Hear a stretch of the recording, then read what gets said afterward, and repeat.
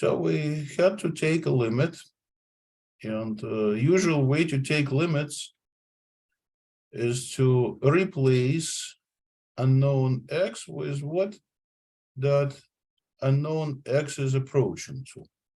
So here we are given that x is approaching to number 3 on the right side. Well, it doesn't really matter on what side. At this stage, you just plug it in like that and calculate the result. So you get a 9 minus 9, so it's a square root of 0, which is 0. And that's it. So yes, there is a reason why they put a plus sign, so they want to make sure that your x is someplace here on a bigger side, not on the smaller side. So you want to be approaching to the right, because if you be on the left side, so if you put like 2,9 something or whatever, 299, then there'll be undefined results. Remember this function, it looks like that somehow.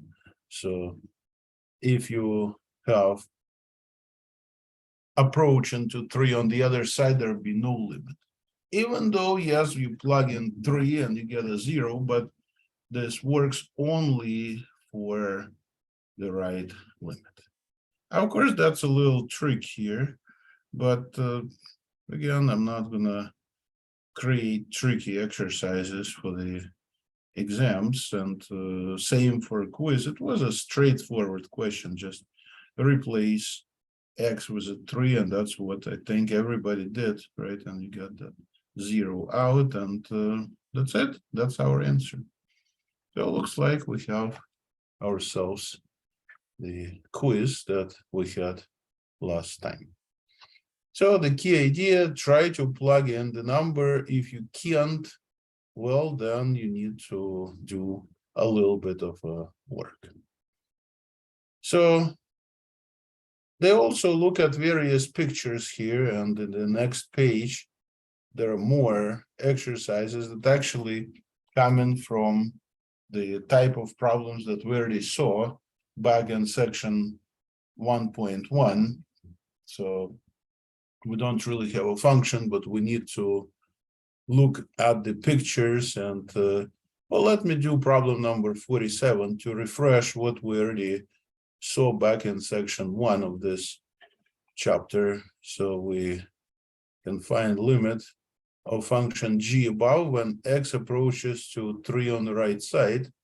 So when x approaches to 3 on the right side, it means that my points are getting from this line, which approaches to number 3 when x approaches to 3. So in this case, the limit is 3, because limit is again y coordinate of the point to which we approach, to which we get closer.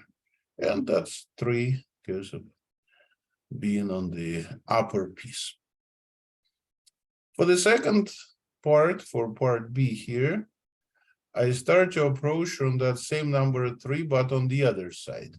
So my points will come from the segment down below, and looks like that segment down below approaches to number 1.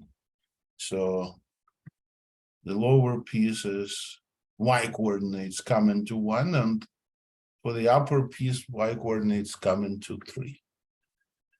And since they're not equal, right, 1 and 3, they're not equal, then we have a break in the graph. One you say, Alex, I see the break in the graph. Yes, but the point is to show this with limits, and that's the reason why we say there is no limit, or people say limit does not exist when we take a limit in exercise part C. Since left and right limits are not equal, then there is no limit. So that's the main idea for a function to have a limit. And when left limit and the right limit are not equal, then the function does not have a limit. And that's why we say that function is not continuous, because it must have a limit. So is it continuous? The answer is no. It is not continuous because no limit means not continuous. But we see the break. It's not continuous because we have a gap at point 3, and that's what they're talking about. So is there a gap at point 3? Yes, there is a break. There is a gap at point 3. What else they want? Well, it looks like in a part D they want to plug 3 in, but the question is where they want to plug in number 3. And please notice that what they want to do is they want to replace number 3 into function g, which is this point here, right? Because when x is equal to 3, then my point on the function that I have to use is going to be that violet point, right? Because that's the one that is circled, and this one is empty. So at point 3, I have 1, so g of 3 is equal to 1. So that's part D. We can see there is a value of function. Well, so it looks like there are various type of questions they put on us in here, and that's all we care about. Now, parts G and F are different because now parts G and F, they have something else in them, since now we're working at different points. Please notice that both function G and F, the answer is yes. Function is continuous. You can see it from the graph at point 1, and at point 2, the function is continuous because you can continue this graph, no break. The problem is here at point 3. That's where we have this gap, right? The only problem point is 3, and that's actually what's shown here because there is no limit for function at point 3. So that's why function is not continuous. But you could also see this from the picture, and that'd be good enough. So those things that we already saw back in the first section of this chapter, and that's pretty much all it is. And I wanted to see, I think I saw some problems that I wanted to do in the section, but I think I can't find them. Let me see. Previous, there was something related to infinity, but let me real quickly check the section 1.1 because I saw those problems. I wanted to do them, but I think I saw them maybe someplace else because at this stage I cannot find any of those. And I guess that's fine because they should be someplace, but I cannot see where. So anyways, section 1.1 is something that I kind of brushed off because they were dealing with all this piecewisely defined functions. So I'm not, again, planning you to do these problems on the tests because I think it's just, it gives you an idea of a limit, but we're not going to worry much about them. So in the section 1.2, we looked at these limits and we already, I guess, spent plenty of time with them. So that's good enough. So next page 119, I guess, again, those are piecewisely defined functions, so you can skip those. And then section 1.3, we worked with the derivatives. So we already saw a number of those derivatives. There was a formula that we utilized in here, right? So that's section 1.3. There was a little section, we had a quiz on it last time. So I think I'm gonna move on to see what else appears in here. And turns out there'll be more problems in finding those derivatives. So let me just look at the exercises because we should be able to do them. And say, already? Yes, we already know how to do these problems. Just look again at section 1.3 formulas and use them in a section 1.4. So let us just refresh our memories on how we found those derivatives. So remember, there were property of derivatives such as x to the power of n prime was n on the ground and x raised to the power of 1 less, n minus 1. And there was another property that we did were differentiating letter x, it was 1, right? And derivative of a constant was equal to 0. So C here stands for constant, like number 2, number 3. So any constant is derivative is 0 when it sits by itself. So let me do some problems just to refresh the story, because I believe these exercises are the same as in the previous group of problems. So let me try to find answer for exercise number 7, which is in the section 1.4, and see what else they actually added to the story of the previous section. So if I take 2x plus 3 and take its derivative, so people sometimes say that's a derivative of a function f, and the derivative of 2x will be number 2. The reason is that derivative of x itself is 1, right? So it'll be just like 2 times 1, and then plus 3. Well, derivative of 3 is a derivative of constant, which is a 0. So I end up with number 2. And that's it. So it looks like we just use the formula for derivatives that we already saw previously. And I think it's good that we see them again so we get used to them a little bit better. So let me try another exercise in this group. How about problem number 13?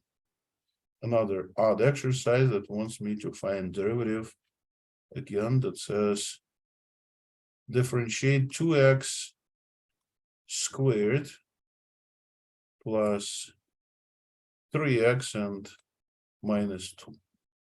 So I put parentheses on prime, which means derivative. So for the first piece, I have to keep number 2 and take derivative of x squared.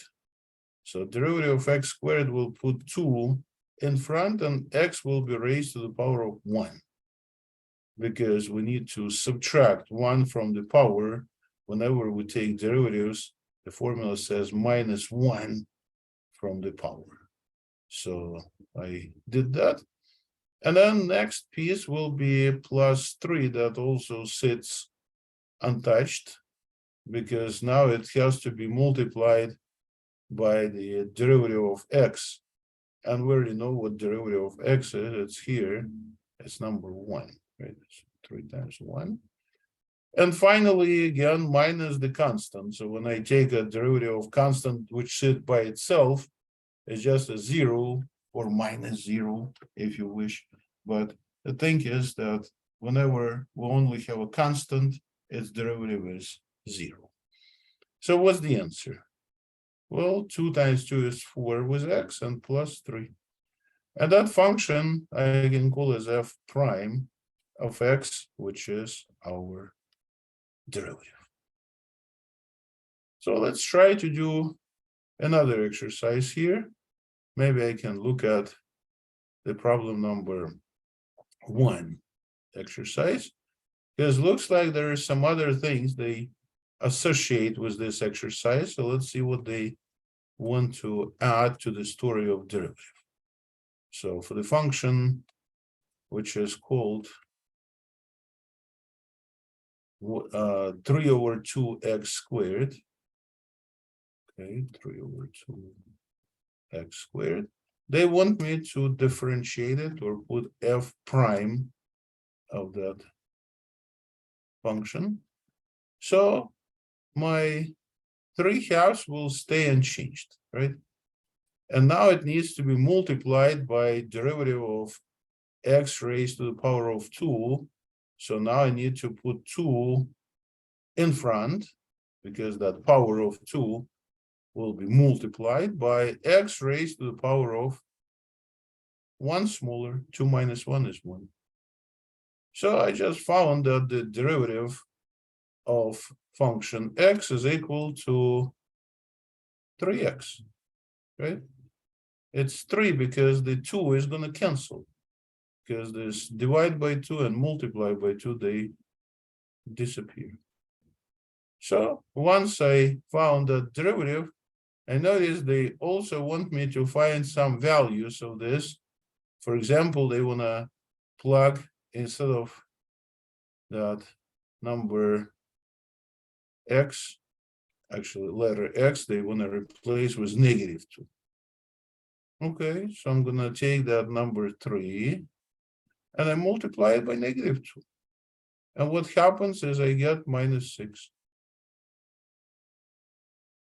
We can do it once again. So it looks like the derivative I just produced. I can also plug the numbers in. So I can plug numbers such as a -2 or 0.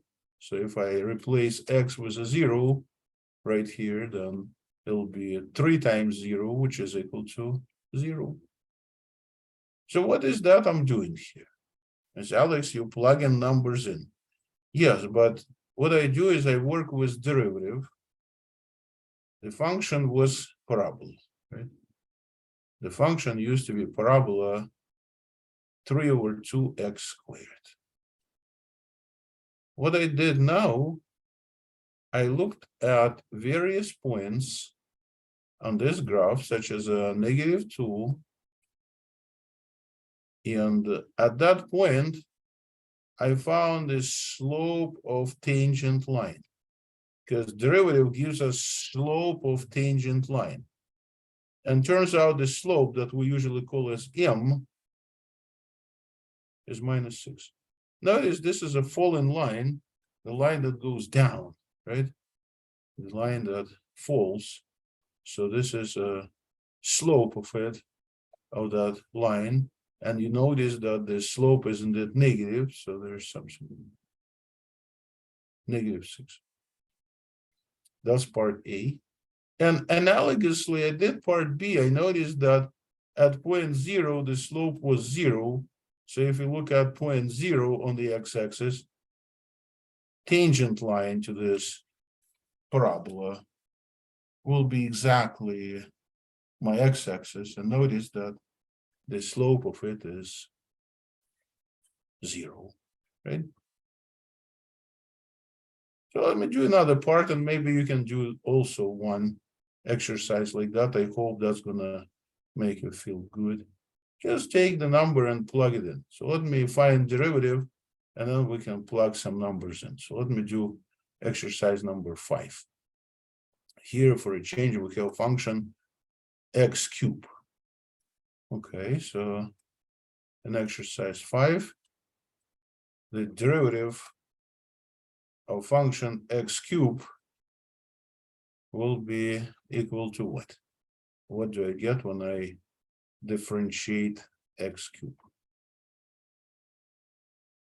3 goes in front, right? And x will be raised to the power of 2, right? Because I need to take my power of 3 and subtract 1, just like the formula tells me. Subtract 1 from the power. So 3x squared. So let me try to find one value, and then you can try to find the other value. I'm going to find f prime at point -2. How I find it? Well, I take a -2 and square it and multiply by 3. So I just plugged in here, instead of x, minus 2. So what is that we produce? Well, looks like it's 3 times 4, which is equal to 12. Right? So how about if you try one for practice, for a little quiz for today? How about if you try part 2 here? So find f prime at 0, just like I did in the previous example. So same exact derivative, you just want to replace x with a 0 and tell me what it is in the Zoom chat. So it'll be the answer for our exercise. So please take your time and don't forget to put your answer in the chat. And that'll be our little quiz for today. Stop recording.